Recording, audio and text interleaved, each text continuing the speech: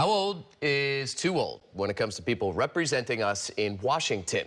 83-year-old Congresswoman Nancy Pelosi has announced that she will run for re-election. Yes, she will. But 76-year-old Senator Mitt Romney says he will step down after finishing his current term. KRON 4's Rob Nesbitt joins us now live in the studio with more on why any changes really might be easier said than done. Rob?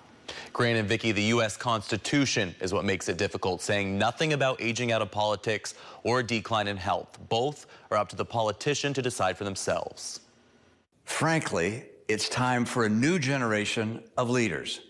They're the ones that need to make the decisions that will shape the world they will be living in. When Senator Mitt Romney announced Wednesday that he won't seek re-election in 2024, he referenced the fact that he would be serving into his 80s if he stayed in the U.S. Senate, at a time when age and health of prominent politicians is under scrutiny on both sides of the aisle. From Senator Mitch McConnell, who froze up for a second time this year when asked if he'll run for re-election. Did you hear the question, Senator? Running for re-election in 2026?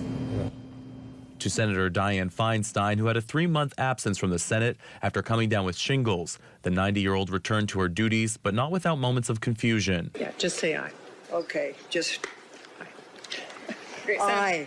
The oldest U.S. senator says she will retire after her current term, but others like Representative Nancy Pelosi says she will seek re-election in 2024. California Young Democrats is the official youth arm of the Democratic Party in the state. President Giovanni Chavez says the organization does not take a formal position on term limits, but members are taking notice of what's happening in Washington. There's a big concern over the cognitive decline we've seen of a lot of politicians, and also a low access to opportunities there. KRON 4 political analyst Michael Yockey says term limits are often used when there's a political agenda. And when they toss out the word term limits, that's code word for we want someone else who we like to be elected to office. Putting a timestamp on a politician's time in office is no easy feat and would require amending the U.S. Constitution, according to Yockey. If you want to try and get around to try and amending the entire United States Constitution just for term limits, we'll just open up that Pandora's box and you'll see what's going to happen.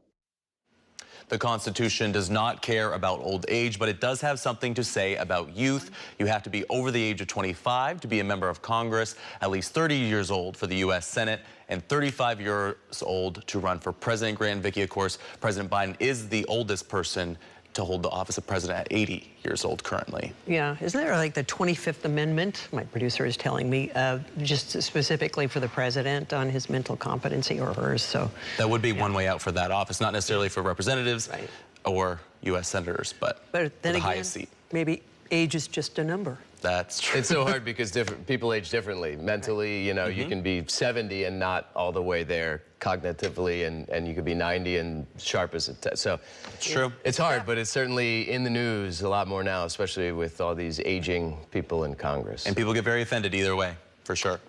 Well, that's the case for everything. Thank you, Rob. All right, thanks, Rob.